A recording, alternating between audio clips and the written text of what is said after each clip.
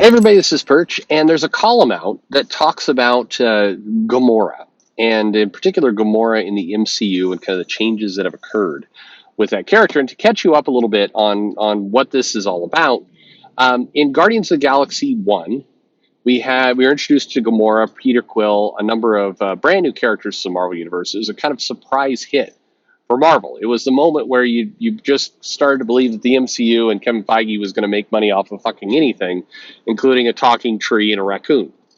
And but they tease this kind of romance. Peter Quill is interested in Gamora. By the end of Guardians, you got to feel like Gamora might kind of be interested in Peter as well. There's at least a bit of an attraction there, and so there was at least some dynamic they were teasing. Gamora was meant to be kind of a badass assassin, but we saw her character grow a little bit. I mean, as much as a character can grow in a 2 hour plus movie, that we saw that happen. And then in Guardians of the Galaxy 2, a movie not a lot of people say they like it, that's a movie that is fond of their memories, but weirdly they don't talk about it very much. The idea of Ego, the living planet, and kind of what they did there, and everything with Peter's heritage and all the rest. It's not a movie people remember fondly, but it's a movie people profess to like, which is fine. But in that movie, they moved it along a little more. It definitely felt like there was a relationship going on. Peter and Gamora were, dating, or there was at least a dynamic there where they were together. And, you got that real kind of warmth and that feeling. It evolved from a family into more.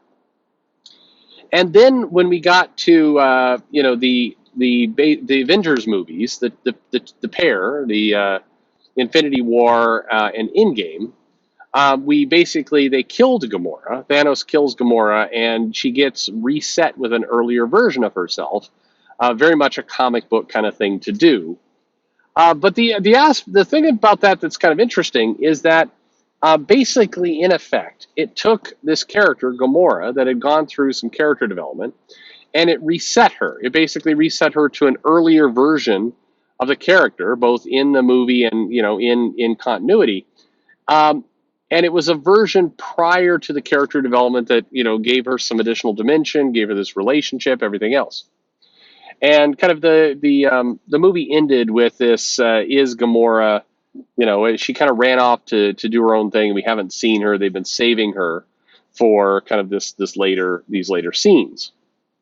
And I'm not going to spoil things in the holiday special, or now we've got the trailer for Guardians 3 out.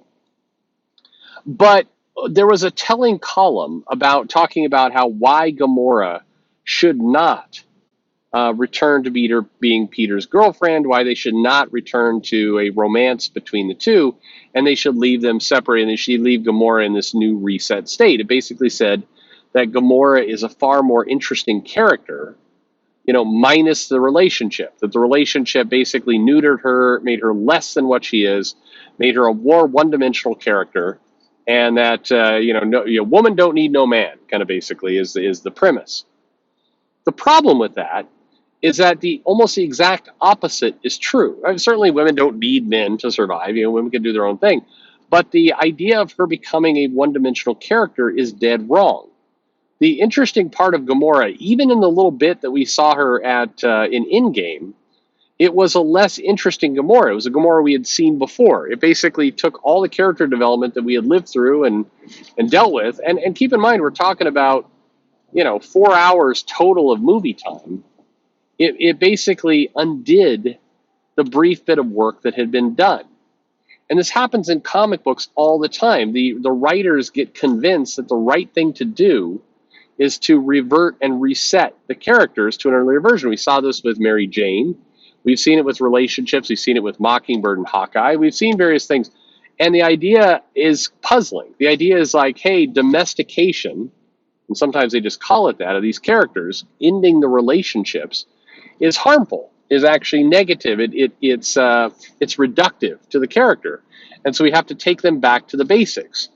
But in doing so, we erase the growth and the changes and the moments of strength and weakness and other things that have happened. And we make the characters far less interesting. We basically say that life experiences are not important. And it's better to hit like a video game reset button and just make them back to their very basic no personality archetypes. If you look at Peter Parker and Mary Jane, One of the reasons, I mean, a lot of collectors are upset because of, they bought into a story and then it was reset. But another factor to that is, if you really look at it, the characters erased growth. They actually returned to a primitive, kind of nonsensical version of themselves that had less dimension, less complexity, less things going on, a less interesting character. I mean, Mary Jane and Peter Parker both, we basically took Peter Parker and said, well, we're going to revert him to the kind of lovable loser, forget about any of the kind of the challenges he's had, the growth he's had as a married man. Same thing with Mary Jane. We're going to take her and we're going to kind of revert her to just kind of a party loving. I mean, now she works for Tony Stark, and now she does this, and now she does that. Like it's just there's no rhyme or reason to any of it, and that's less than. So it's telling that in comic books you get this shit all the time of characters that basically become less than the sum of their parts. They become, instead of the desire of, we got to get them back to basics because they'll be more interesting that way. It's knocking out character development, and that's maybe one of the most destructive things that we've seen in this whole process. You can make the same argument in a weird way that aging up John Kent took all of the growth that would normally happen with the character, the going through childhood, puberty, everything else, and they just skipped all that to just stick with very basics, very one-dimensional traits of the character. They decided to abandon character growth, and character growth is one of the most important parts of characters being interesting, of things evolving.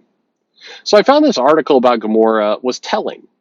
It was interesting because it quoted, it commented from a bunch of people in comics who said, yeah, the Gamora who's a deadly assassin, who isn't hung up with some of these, relationship and soft bits. I mean, that took away from her character. We're going to get her back to her core assassin-like personality. Now, granted, what James Gunn is doing, and no spoilers, but clearly, it's not going to stick there.